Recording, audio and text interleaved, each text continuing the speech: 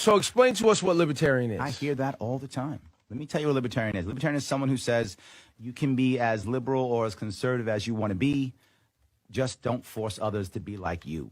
Got it. That's what we are all about. We are all about long-term solutions, not short-term solutions. We're all about changing culture, not just changing law. Law, we have to remember something. At the end of almost every single law is a guy or a gal with a gun who will put you in a cage. And if you don't want to go in that cage, he or she is going to kill you. That means you only use law when it really matters, not just because I'm angry, not because I don't like you, not because you should do some activity I think you shouldn't do or whatever the case may be.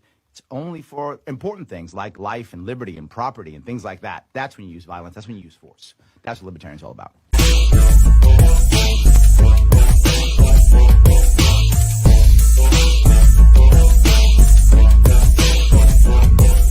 Welcome to Libertarians Drinking Coffee Live. Yes, the brand is strong. Still drinking coffee, doing to the best of my ability, staying awake. Caffeine and protein is what keeps me going. Otherwise, I couldn't get up in the morning. So that's what I've been doing. Guys, if you care about what I'm doing, as always, you know I bug you every single time, and I'm going to keep bugging you. Please like, comment, and share. Let other people know that we have this going on. I know that we have a presidential election this year. I know Libertarian Party is about to select some people in a couple of days. I get it. That's important.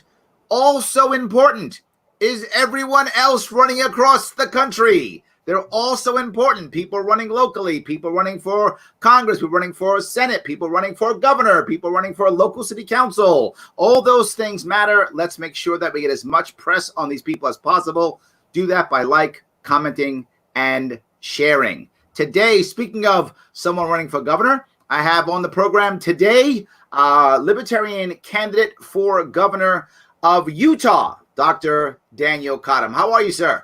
I am so good to be with you today, Larry. I am very happy you're here. For those who want more information on Dr. Cottam, it's cottamforutah.org. So I got to ask you, this is a new way of campaigning, right? Absolutely, and it's more favorable to us than the old way.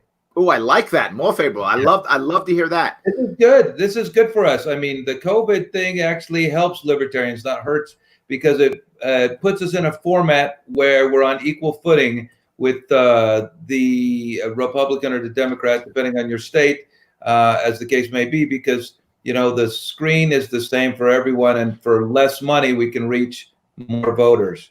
Oh, I like that. I love that. So let me ask you, we want to reach more voters. I get it. You decided to make impact that governor was the right answer for you. And I know I did the same thing in my state. So I got you on that one, right? You decided governor, and you decided now. Why governor and why now? Well, the first thing is that I'm 52.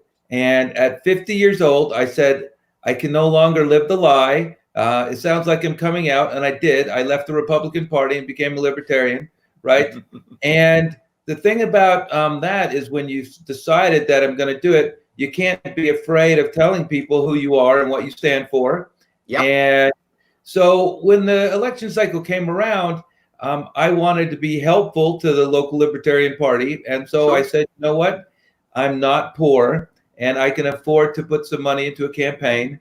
And where would you think, meaning the Libertarian Party, think I would do the most good for the party in espousing the ideals and platforms of libertarians? And so they came back with me and they said, we think you'd be best served by running for governor at the state at the time. And so that's why I ended up running for governor of the state of Utah. I didn't necessarily have a pre-designed thing that I had to be governor. But I think the more important thing was to develop a platform and try to get our issues heard, so we influence the debate and make sure that people see that, you know, just like yourself, you know, so often we're cast as the crazy people off in the corner, you know, jumping up and down. And, you know, we are not crazy. We're not in the corner. We're everywhere. And we're part of the culture. And it's time to let people know we exist. And that's my attempt to help do that. I love that. It's similar to what I was thinking when I ran, right? I was thinking the same thing. I had some cash. The first thing I did was I wrote my campaign a check for $10,000 so I could fill my coffers, and then I started asking others for money, right? I started with myself, then I started asking for others. So I think that's how I started too. I get that, and I thought the same thing. How can I make the most impact? Right, by getting ballot access in my state for the first time. I love that. That is a great reason to run. It's a great thing that spurs you. I love it. Obviously, there are tons of issues. We could probably spend the next 17 hours talking about all the issues. Absolutely.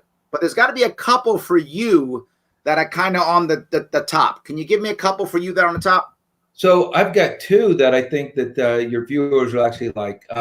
The first one, and this is universal, but it applies to Utah as well as does New York. You know, the truth is that we're losing the drug war, right? And you know that, and I know that. But there's so much inertia, and you even said in your intro, you know, laws are hard to change, and people are reluctant to change them. However, one thing that I have access to, me, and you would if you got elected to governor as well, is I would call it an offense of clemency, right? And so I would instantly set up an office of clemency, and every minor drug offense that does not involve violence would instantly be pardoned, right? And you talk about taking the drug war, instead of sitting back and trying to work through the legislature, they can continue to pass all the laws that they feel like doing. And I'm going to continue to granting pardons to everyone that gets arrested. So as fast as they can do it, I would do it the opposite. And it's just because we know the destructive effects on the families all over the country, and how, you know, the thing that we have to acknowledge that justice isn't blind. All you do is have to look at the statistics. And if anyone's ever been involved in the justice system, or even hiring lawyers and going to court a couple times, you know how twisted the whole system is. And oftentimes you're not just looking for fair outcomes, you're just looking, how do I get out of this, right? Yes. And so how do I get the least damage? Exactly. And so my point is that, you know, especially for people who have minor drug offenses and these things follow them forever, I'm just offering them a full and unconditional pardon, right off the bat. And as quickly as they would convict them for that, which, you know, all the district attorneys around the country are now espousing this silly line that, you know, we really don't prosecute you for marijuana charges, or, you know, you were caught with an ounce of cocaine and, you know, somehow we don't do this anymore. And no, that's not true. They always use that as a leverage to get something worse. And so I am simply just going to say is that I'm going to go right back at them as hard as they're coming at us, and try to save some of these communities and these people who are getting the brunt end of the stick, as it would be. Yes. It's funny you said that. You know, I was thinking the same thing when I was running. Your office sounds better. Mine was going to be called the Office of the Pardon. Office of Clemency is actually better. I may steal that. Okay. Yours, yeah. Yeah. I mean, you know, what is it? You know, copying someone is the sincerest form of flattery, and I'm all for it. Yes, so absolutely. I love that. Office of Clemency. It does sound better. I love it. So that's great. So look, I'm with you. I think when it comes to the drug war, if we, and this goes right to your point, if we as governors begin to pardon, then the DAs realize, why am I bothering to do this? The thing that I added when I was the governor is when I announced that I'm going to pardon them, some DAs will still be hardcore and still attack them anyway and still do it anyway. And when they do, I will publicize, hey, this DA in this county, he spent or she spent $4,000 of your dollars to prosecute someone who she knew I was going to pardon. She threw $4,000 of your dollars away. By the way, her election's this year. Right. And before you know it, DA stop prosecuting. We will stop prosecuting. We can end this silly thing and get back to personal responsibility. Yes. I actually had a defense attorney on my show last year, Vinu Varghese, and he's a defense attorney in New York City. And he brought something to my attention because he used to be a prosecutor. And he literally, when they asked him why did he change, his words were, I got tired of putting black and brown people in jail. Absolutely. This is the crazy thing that we're doing to these people. And, you know, I have adopted 2 girls that are African-American, right? And, you know, the idea of them getting treated differently is not appropriate. And it doesn't seem, despite all the words that people on both the right and left espouse, that nothing really changes. Yes. It's the same thing over and over and over again. And then we act surprised, like, holy cow, how does this continue happening? Well, you know, when we treat people differently in the justice system, it reflects everywhere, and we need to stop it. And you set these people up in there, and they're afraid to change anything about the laws or anything. So you've got to push back. I mean, Well, how the many people second thought the thing, world was going to end when we allowed gay people to get married? It's kind of like the same thing. It's like it they is. if you let people off for marijuana, the world is going to end, or that guy has an ounce of cocaine and somehow, if we don't put him up and fine him $20,000 and give him a record for 7 years, that the world is going to end. Really, the world's not going to end. It's going to continue Absolutely. going on. Actually, it gets better. It gets better. Absolutely. Now that we've been more open with gay people being married and just being as they are, just humans, my neighborhood's better. Literally, I've had a lot of people just be themselves in my neighborhood. My neighborhood got better. So I'm not even regular. It got better. So I love it. So, but what I also learned from that was he mentioned something that really, when he said it, it really struck a chord with me. He said people don't realize that it usually isn't the actual police force or police chief that sets the tone for policing. It's very often the DA. Oh, absolutely. And that, to the average person, doesn't always make sense. They assume, oh, these terrible cops are going after people. They are, but it's because the DA is telling them to, right? If the DA says, I'm not going to prosecute this stuff, cops go, good. I didn't want to arrest these guys anyway, so let me go get some real crimes, like people who are like hurting people and beating people up and raping and killing and stealing. Let's get those guys and those gals, and that will be good. Absolutely. You're 100% correct on that. So drug war is one. Give me another one. The other one, and I don't know what New York is like, but I have an inkling what it's like. Occupational licensing is just a disaster that's played out across the country. And Utah has a libertarian streak in the Republican Party, and I'm going to acknowledge that up front. However, if you look at our occupational licensing in state, we have the 10th most in the whole country. So far more occupational licensing standards in Utah than in at least half the Democratic states out there. So it's not a Democratic Republican issue. It's really a control issue. And the truth is that there is no reason on this earth why a doctor's license, an accountant license, or a lawyer's license is any different than a driver's license, right? And I just think that we are closing ourselves off to excellence. So I'm going to be honest here. If you have the best lawyer in New York and I have a case that's applicable to them, why can't that guy get on a plane and come out and practice here? This is stupid. Yep. And I think that, and one of my platforms is, if you look at across the country, there are about 50 licenses that every state in the country share. Okay. So Florida, New York, Utah, and doctors being one of those. And my point is that for all those licenses that we all share, some common agreement, that we treat those like a driver's license, where your primary practice is, you get the license there, but you have the authority to go wherever you want and practice wherever you want. And for everything else that we don't agree on, we get rid of it today. Just we're done with it. Not, oh, we're going to reduce. No, we're getting rid of it. They're gone. So, like they have now in some states in Utah, like if you want to braid hair, so let's admit it, there are not a lot of African Americans in Utah, right? But why do they need a license to braid hair? And we had these immigrants coming in from these African countries, and they're just braiding hair for their friends. And the cosmetology board is bringing them up on charges and wanting to fine them. This is insanity, and it's it's impacting their ability to make a living. And I mean, you take an immigrant, they come to Utah. First of all, they're going to feel and look very different than everybody else, and then you're telling them, oh, by the way, I know you've got this expertise, but now you have to do 1,100 hours of school before you can simply have your friend over to pay you $20 to braid her hair. This is stupid. And it's exactly what's happening in this state right now. And then the other thing that happens is that, you live in a big city where you have access to every single thing that there is. One of the crazy things is that this is exposing, and the great thing about COVID actually is exposing, is that, I can jump on a chat with you in New York and I can diagnose, if I'm a doctor, people in New York are here. And yet we artificially exclude in-person things, right? Mm-hmm. So, there are lots of underserved areas of this country. I live in a big city, you live in a big city, but surrounding me is essentially emptiness with teeny tiny towns everywhere. And New York, upstate New York, since I lived in Yes. that town, hey, that place is a ghost town. And why shouldn't they have access to everything that you do in a big city? 100%. But yet we artificially constrain that by licensure laws, and it's just like shooting ourselves in the foot, and it's stupid, and we just need to stop it.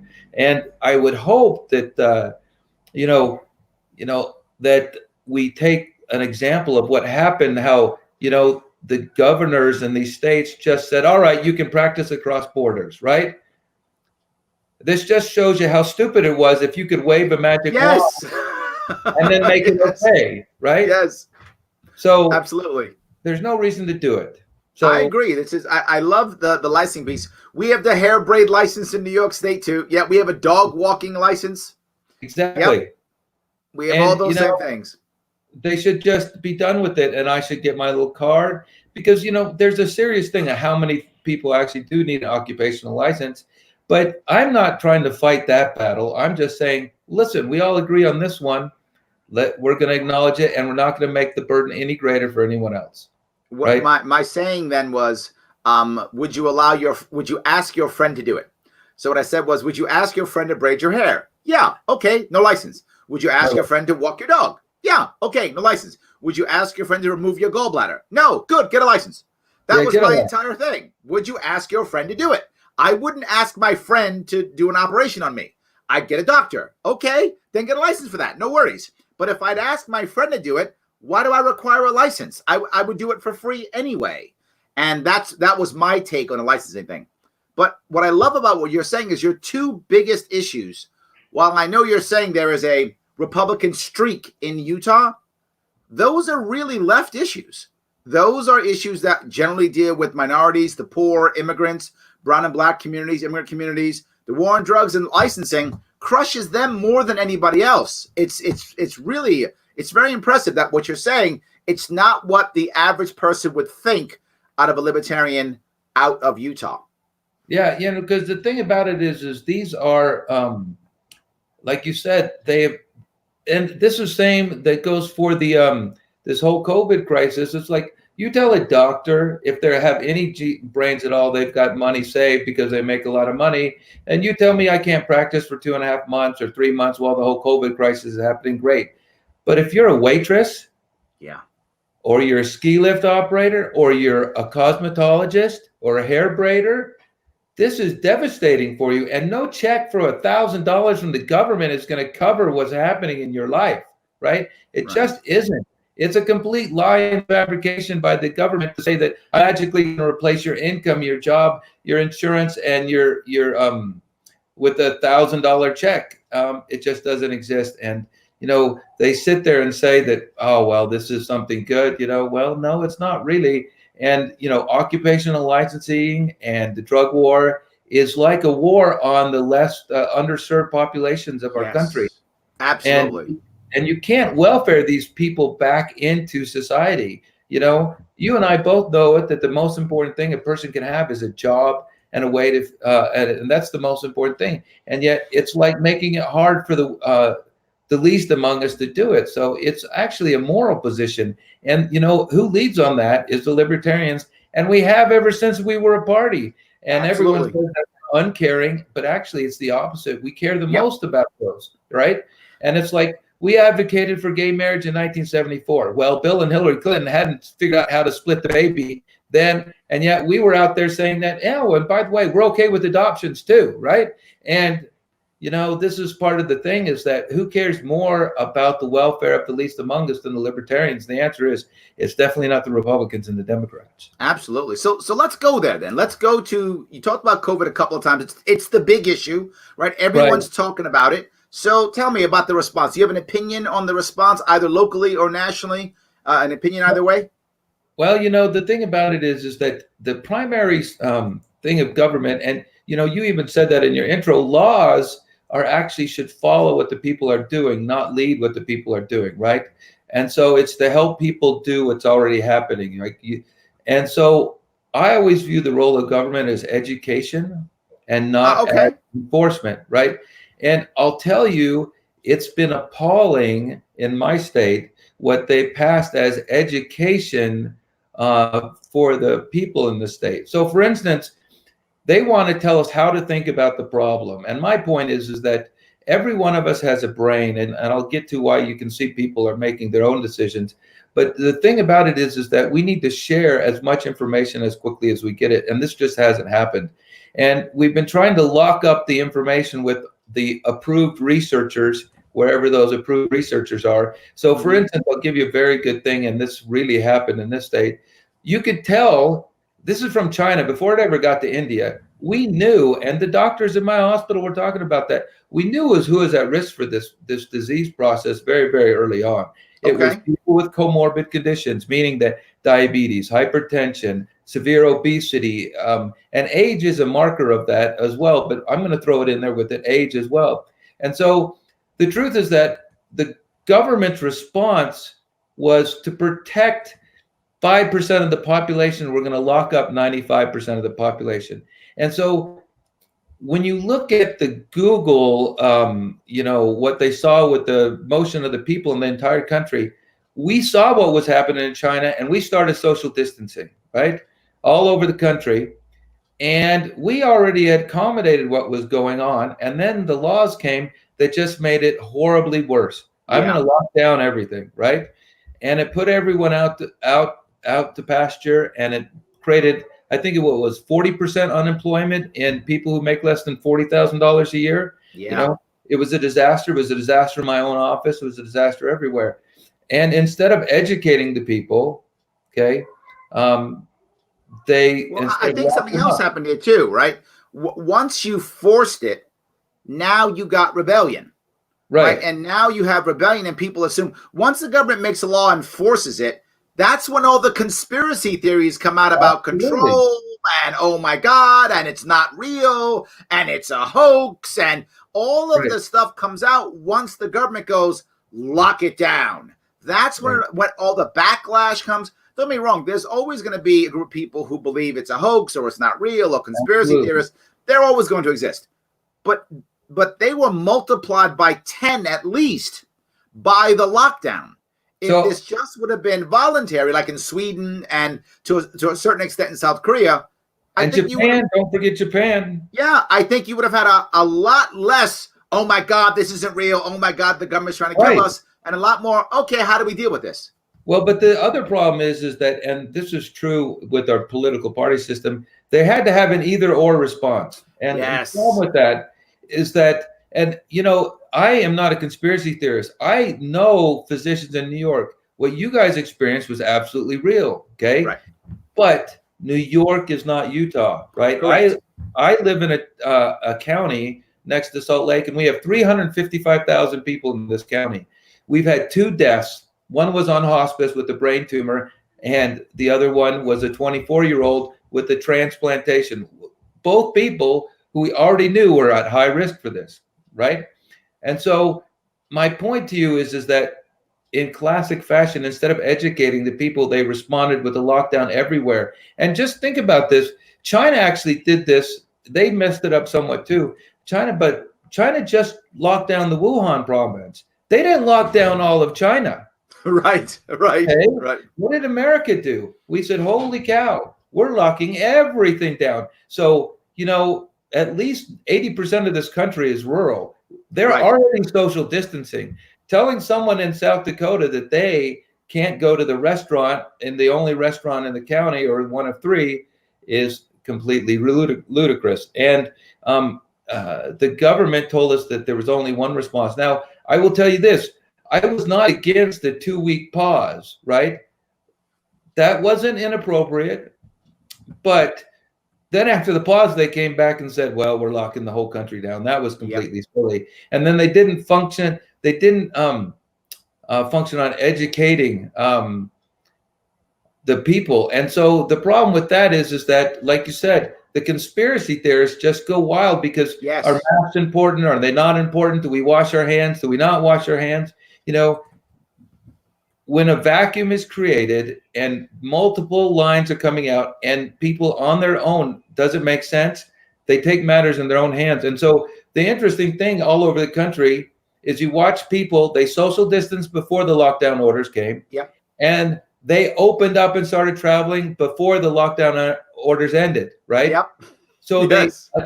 they assessed risk, they Yep. made their mind up, and they went about their business. And the only people who suffered now in this scenario were the least among us. Again, back to the least among us, right? Because all those low-paying professions, they got hammered. All the high-paying professions, we just said, we're on an extended vacation, we'll make a little revenue, and then we'll make it through to the next part, right? I see it in New York, right? When a lot of my coaching, executive coaching, is relatively wealthy executives, and when I do some of that work, many of them have literally just left the city. Many of them have second homes, right? Because they're wealthy. They have second homes, one in the city, and then one either on Long Island or upstate or on the Jersey Shore or something.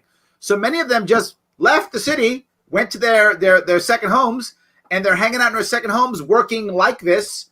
Okay, they're not, closing big deals, and but they're still making money. They're still getting salaried. They're still, and at the end of the year, their bonus is still going to be, a decent size. So they're fine. They're not going to. Don't get me wrong. Their lifestyle is affected, but they're not devastated at all. Many of those people have second homes in Park City, and they came to Utah, right? And they just got on the plane, came to Utah, and a lot of the cases here, and I'm not blaming them. If I was in New York City and I had a house in Park City, I would go to Park City to wait this out. So, absolutely. They got on a plane and came here, and that shows you the difference. If you're wealthy, you got to go to your house in Park City or upstate New York, and if you're not, you get to spend your time in an apartment in Brooklyn, and watch the mayor of Brooklyn travel wherever he wants, while you cannot go anywhere but the grocery store. Which, by the way, if you really think about this, our grocery store, the people we interact with are all lower paid employees. They're happy to have a job, but they obviously don't count, right? Yep. They can be exposed to it without any problems. But anyway. I see it in my neighborhood in Queens. I see people complaining about, these people are on social distancing. How evil are they? And then calling up the cops. Oh, don't social distance. Meanwhile, they're happy with the delivery guy delivering their food every day. They don't have a problem with that. That guy doesn't have a social distance because you're getting your deliveries. That's fine. Right. But everyone else is evil, right? But give me my food. That's my thing. When that's like everyone who advocated for the lockdown, like the big guy advocating in England was like, he's going out and seeing his lover across town because it's, you have to have sex, my friend. How can you make it through the COVID crisis unless you're seeing your lover, right? So you have already talked about how you think that with the COVID, we can still make impact. In fact, in your view, maybe even more. This is more of in your view, almost an equalizer, meaning that now we can do this and actually spend less money to make more impact. So when it comes to impact, you think this is okay? This is the answer, or is there something else we have to do to make impact this year? Well, the thing that we really have to do, honestly, as libertarians, is we need to start running everyone from the top to the bottom, right? What I mean by that is and you mentioned this, from dog catcher up to governor, and it's candidate recruitment that's really important. And the things that are sexy are like the governor. And I really and this is why I told you how I came to run for governor, because I really didn't care what I ran for. I just wanted to be of service to the party. The point I'm making is that candidate recruitment on all levels. So in Utah, we have several city councilors who are libertarians, right? And this is honestly where it starts. The governor is the outgrowth of community activity, not the opposite. You don't get community activity from the governor. And, people like you and I running from governor, we can influence the outcome of debates and issues, and that's very valuable. However, to really get a sustainable movement that's really concerned about individual rights, it starts from below. And you and I, I'm sure, have both sat back and watched not only this, but numerous times how people just assign away their individual rights, and all the time. And this is it's so hard to get these things back. And they're so unusual that we have so many individual rights that getting them away is incredibly and And the worry that I have with that, right? And me living in New York City, obviously a very blue city, maybe San Fran's more blue, but besides maybe San Fran, I'm not even sure that's true. It's a very blue city, and we often happily give those rights away. And when you speak about rights to the average New York City voter, and they're usually a Democrat, most of them in their mind, it feels selfish to talk about people's rights. It's crazy, right? So I try to talk about not the rights, but how people are helped by it. I try to go down that road because when I talk about Constitution in New York State or rights in New York State, some people upstate, some people get it, but most New Yorkers don't care about the Constitution. Most New Yorkers don't even care about rights. What they care about is, do things feel fair, and am I getting mine? And if I can show them that you can make things fair, it can actually be fairer if you do these things, that's when they begin to change their minds.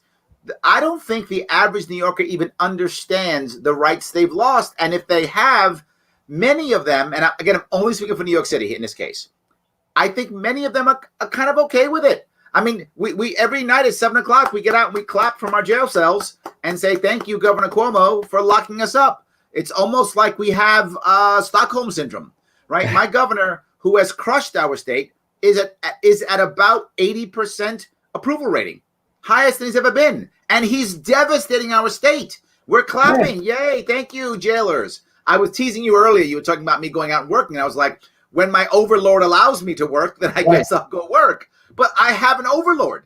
So I'm sorry. I went on a tangent, but I was bringing this up because you're so right on talking about rights. My worry is, how do we talk about those rights to people who don't want to hear it or don't get it, if that makes sense? Right. Well, it's a very hard thing because you're like, I always say that two big lies that people tell are Republicans are fiscally responsible and Democrats are concerned about your individual rights, right? Yes. And the truth is that you often do have to frame it in the fair idea. So, for instance, and I'm just going to say this one, when you say that you are doing affirmative action, right, and you're saying, well, that's another way of saying that Black people are stupid and have no idea how to get ahead, right? And unless you benignly come down and lift them up, that's impossible for them. And you know what? That is completely untrue. And everybody has ever said that. Number one, African Americans aren't stupid. They're as bright as anybody else. And number two, they know how to work hard. And if you give them the opportunity, and this is the biggest thing is like when you look at the drug war. Hey, have you ever read like the books on how much these kids work when they're trying to sell pot on the side of the street? Oh my God, yes. Yes. Not only is it hard work, you're at risk of dying, man. And you're telling me that kid on the side of the street is lazy punk and needs to be thrown in jail? No, he needs an opportunity. He doesn't need a jail cell, right? And he is grasping the only opportunity that he feels like society is presenting him, which is in itself a shame. And my point is that unless you focus more on opportunities and less on forcing and mandating things, the opportunity is what we need to focus on. And that is a way of saying, give people a fair chance. And guess what? They will respond to it, right? I love it. So let me ask that. Do you have any type of cool slogan like a build that wall or Medicaid for all or something cool like that?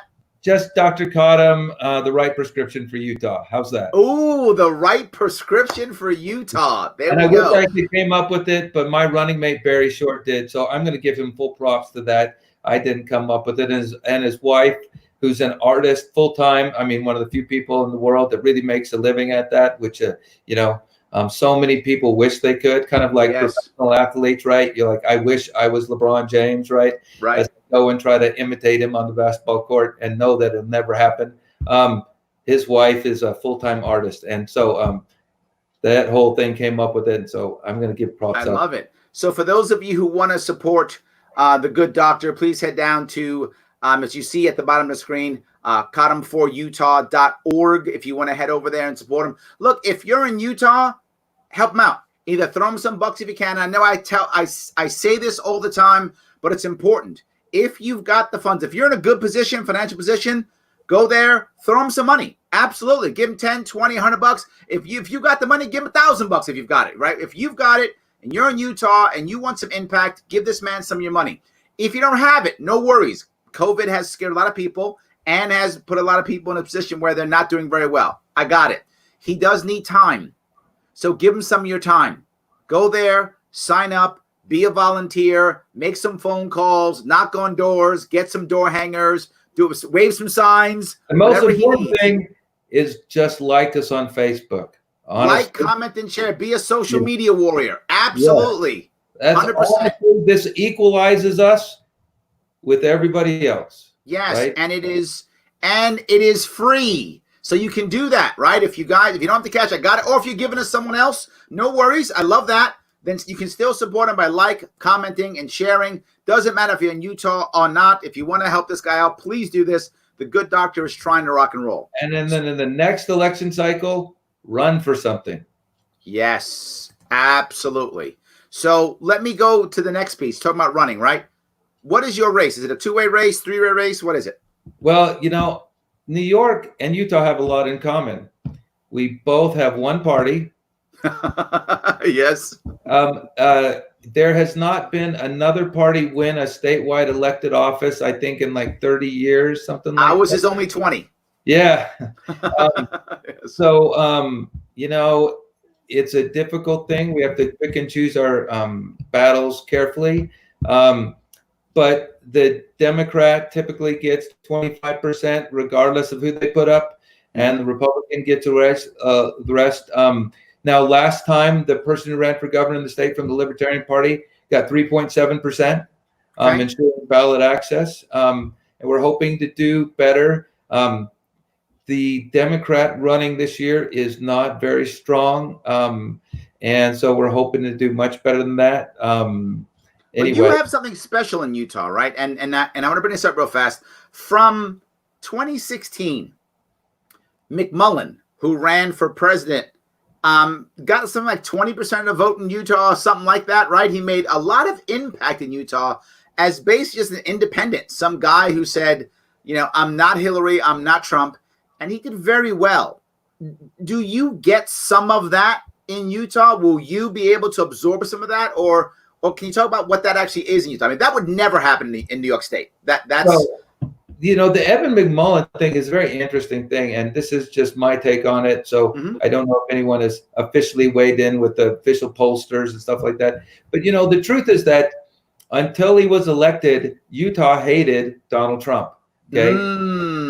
They hated. He finished like 5th or 6th in the primary. Utahns, above all, and having lived in New York, it's almost like you have to be in someone's face. And then once they're like, okay, they're not put off by that, you're my friend now, and we're going to be buddies forever.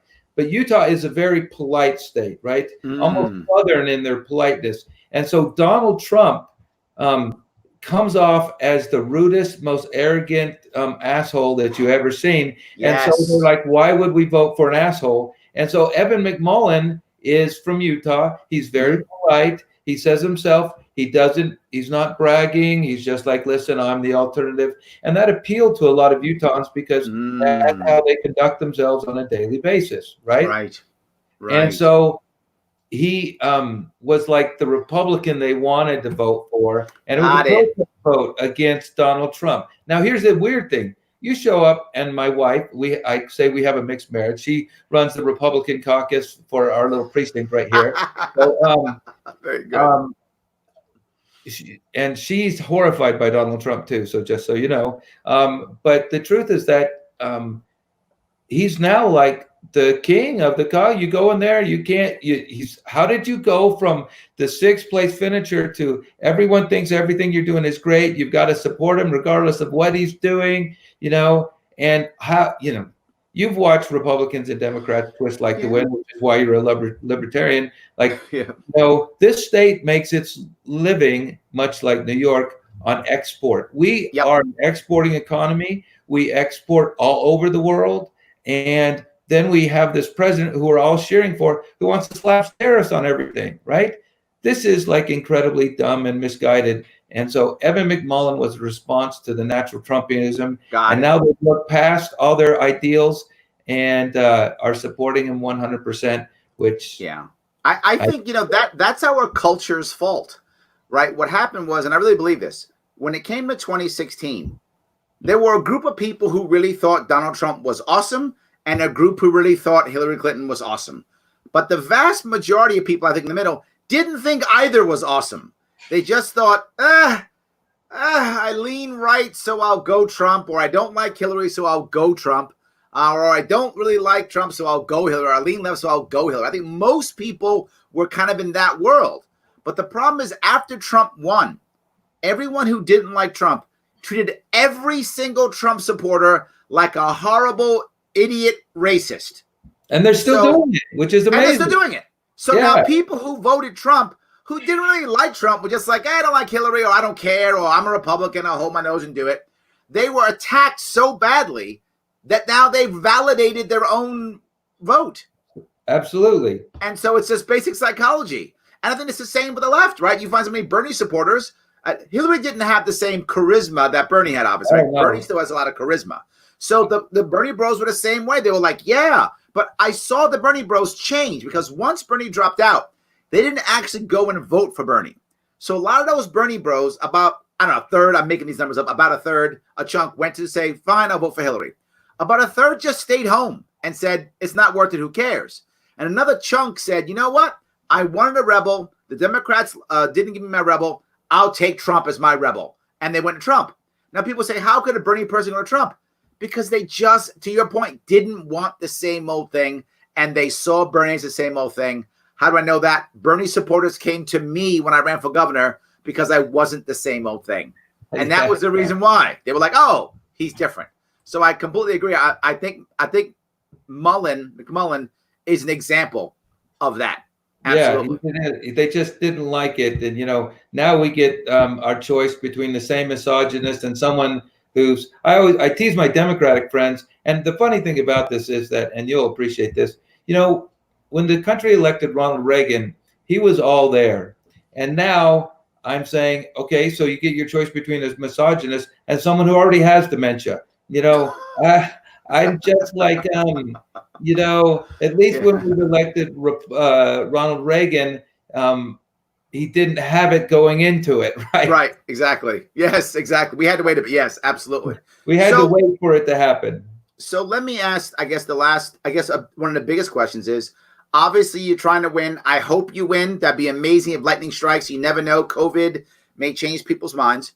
But if you don't win, have you decided already what is your secondary win? What is your, what's your consolation prize?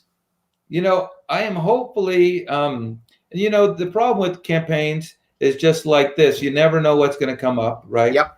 But I would hope at least that we make some type of inroads on like occupational licensing in the state. Because like I said, people look at the libertarians as crazy, but I look at it as this a moral imperative, right? If you really do, and this is a very religious state, right? Yep. Even if you're not Mormon, you are very religious in your own way. And so, and we've got lots of very strong religious communities in the state. And so I often look at the occupational licensing as a moral imperative for the least among us. And we should really frame it as that. I know that libertarians are famous for being atheists, but there's an equal group of libertarians who chose this because we think it's the most moral way to approach society. Absolutely. And it doesn't make the atheists any less valid in their, beliefs or their criticisms or why they chose it. But it doesn't mean that that the Libertarian Party has not, and as always has, had the most morally defensible positions out there. And so we should say, just as you did, we're approaching this not only because it's morally right, but it's also fair to everyone, right? And so I'm just hoping that there's a couple things and like that comes up that I would think there's a couple other big things like we have no free market in water in this country, and the state of Utah is no different. And the state is talking about spending billions and billions of dollars to smooth water all over the state, and I'm just like, this is completely beyond nonsensical. So you would see a win as maybe some type of legislation that would remove or limit licensing? You think that would be a win if you saw that? If we could get rid of the occupational licensure overlords or reduce it down, would be a win for the least among us. Oh, I like that. And if we could possibly stop these crazy water projects, Australia really showed in their last drought how to do water allocation, because the government doesn't think it's doing anything. It's spending billions of dollars, right? Right? Yes. And the heaven forbid that you couldn't have people purchase their own water on an open market and it would work, which it's already been shown to do. So the point that I'm trying to make is that, if I had to look at the outset, if I could affect those, that would be good. The other thing I would talk about individual liberty, and I'm just presaging this to tell you what's going to happen everywhere in the country. If I had to predict what they're going to come out, they're going to tell us that we all have to have the new coronavirus vaccine, right? And here's the point. I am going to get the coronavirus vaccine because I don't have a choice. And I actually think vaccines, when they work, are one of the miracles of modern medicine. But I'm willing to take that risk. I think it's up for the government to communicate it, but I do not support the idea that you have to force people to do it. Yep. And then the last thing I want to point out that I would think that's really good, I think what we should do is we should start paying people to homeschool their kids. Every time you take a kid out of the public system, in Utah, we're very cheap in the state, which I have to say props to the Republicans for that.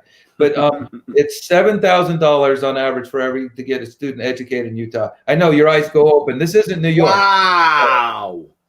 But that's like 4 times less, 25% of what we spend. Which, by the way, the state, the test scores are exactly the same. So, it's not helping. Wow. That number blows my mind. But the point is, we should be paying people to take people out of the system. Like pay the moms and dad $2,500 so they can spend on programs and make sure that they pass the standardized test, and let them educate them at home. If anything that's proven at this COVID crisis is that, hey, guess what? Parents can do this, right? If they want to, right? I'm not stopping you from sending your kid to school, but if you're going to take them out and save us money, okay? Go ahead. More power to you. More power to you. Here's some props to help you do it. Absolutely. Right? And there's no reason why we can't. And that's a way of supporting their educational system. And we should allow people to do it. The other thing that I think is a big deal is that you keep having big deals. I like this. Yeah. The other thing that's a big deal is that, high school is not a warehouse, right? It is now. It is now. And that's my point. Government is famous for edicts that are time-based instead of outcomes-based, right? Yes. So why is education 12 years long? I have 2 of my older boys that could have graduated from high school when they were in 8th grade, and they took the test to prove it, but yet they were still there for 4 years. Now what we do to all these kids is we pay for them to go to college and high school. This is crazy. Yeah. We should allow any kid that wants to take his GED to give him his high school diploma and send him on his way. I mean, if you want to go to college, it's amazing how similar I actually took my program, went from a K through 12 to a K through 10 program. That was my statewide program. I cut 2 years off the top, privatized 2 years of school. The problem with New York State is New York State education's a right in our state because of our Constitution. Well, and the state has to pay for it by our Constitution. So I have to make amendments to change and adjust that. But I had a plan that was within our Constitution that's still allowed to go K through 10 and then privatize the last 2 years of high school. So You know how they do it in Sweden, don't you? Yes, absolutely. Yeah. 90% of everyone goes to a private school. They have vouchers, carry funding with them, and they love it. And I'll give you an example of this. And you can go to any school. It doesn't matter if it's in your district. It doesn't matter if you want to drive your kid 3 hours to school. Go ahead if you want to. Does not matter. And so here's the thing: what happens when you have choice? One of my nurses who works with us is from Sweden, and his daughter, because he and his wife were divorced, was going to school in Sweden, and she wanted 2 things: she wanted to go to medical school, and she wanted to play the French horn.